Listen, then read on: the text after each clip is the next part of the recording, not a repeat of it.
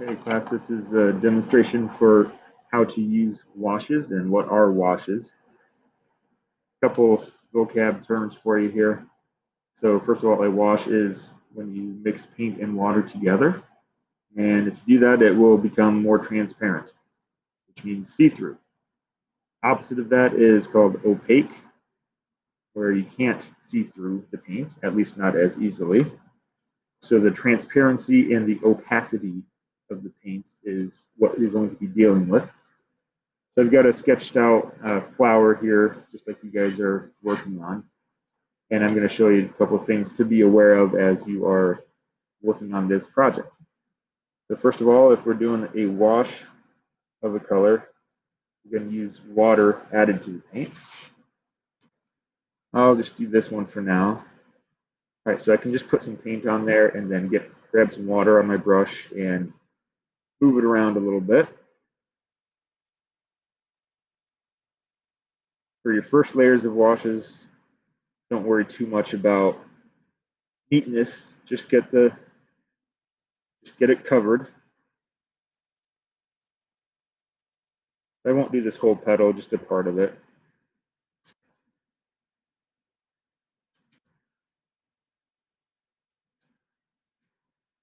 All right, so we've got the first layer of wash on there.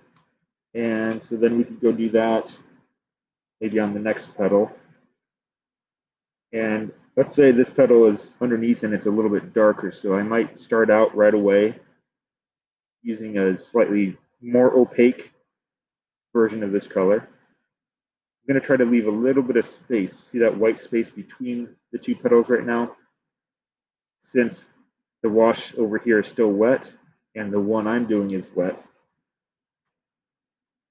if they touch, then they'll actually run together a little bit. I'll show you how that looks in a moment. So if I want this to be a darker petal, I can do that right away with a little bit more paint and a little bit less water.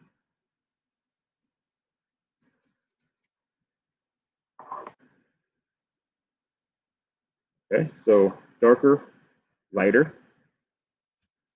Now let me show you what might happen if,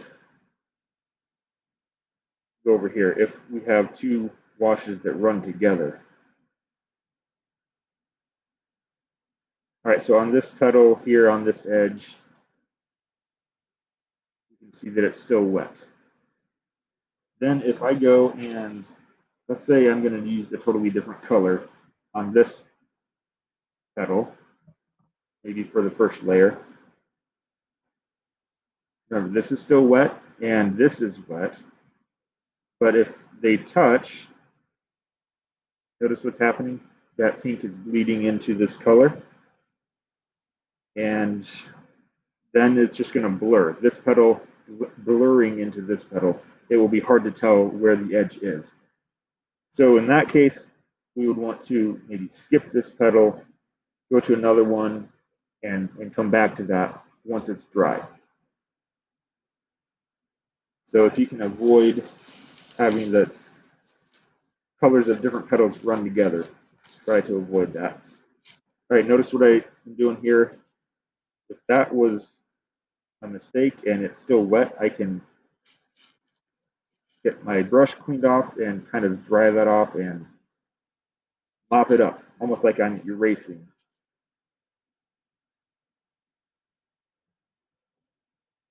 Touch up that edge and almost like you're erasing it. Just get that off before it dries. Okay, let's go to a different spot.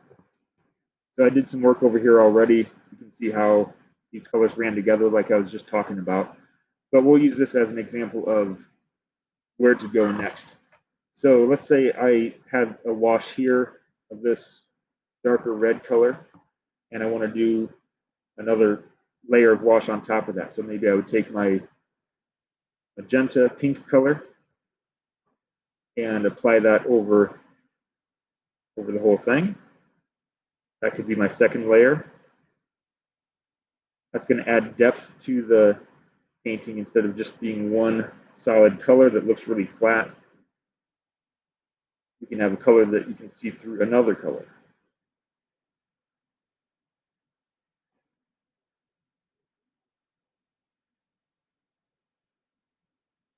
Now, what if I wanted a shadow in this?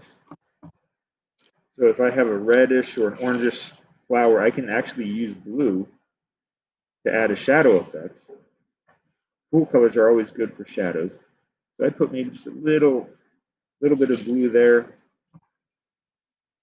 Probably the darkest part of the petal is going to be down here in between the others. I might take that blue paint and just move that around any place where I want a shadow effect.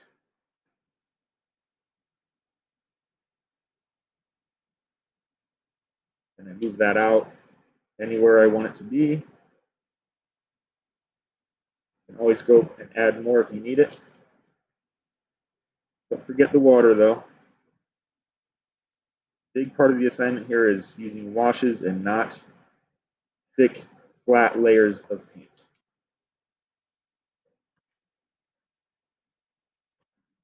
Sometimes you need a different brush to do different things. So I'm going to use this brush. It's a little bit more frizzy to kind of soften up some of those brush strokes. All right, so I would just let this dry. That would be at least a start of a shadow.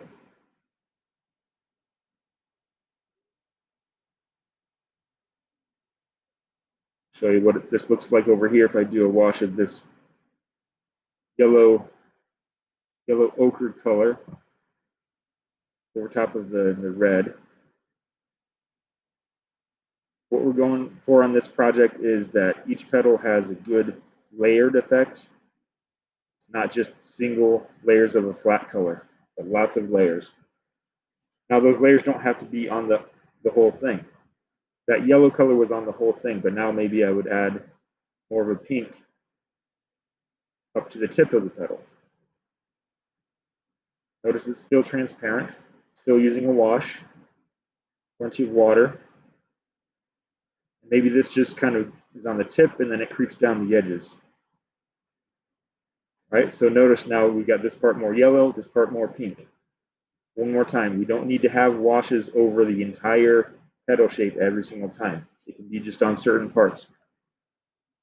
And last thing we need to be thinking about is something called implied line.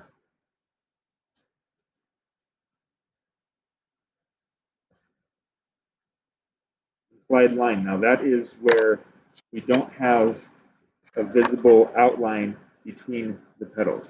You can see here, you can still see the pencil outline here, right? But over on this side, it's harder to see. We've got yellow bordering kind of an orange color. And if we don't have an outline here, then this is an implied line. That's what we want. So don't go through and actually outline between the petals to show where an edge is. What you want is one color or maybe a different value bordering a different color or value so that you can tell where the edge is without having an actual line there. That's one more thing I want you to focus on for this project, called the implied line, instead of using actual outlines. Okay, hope that helps. Try to implement all those techniques, especially using many layers of transparent washes for this project.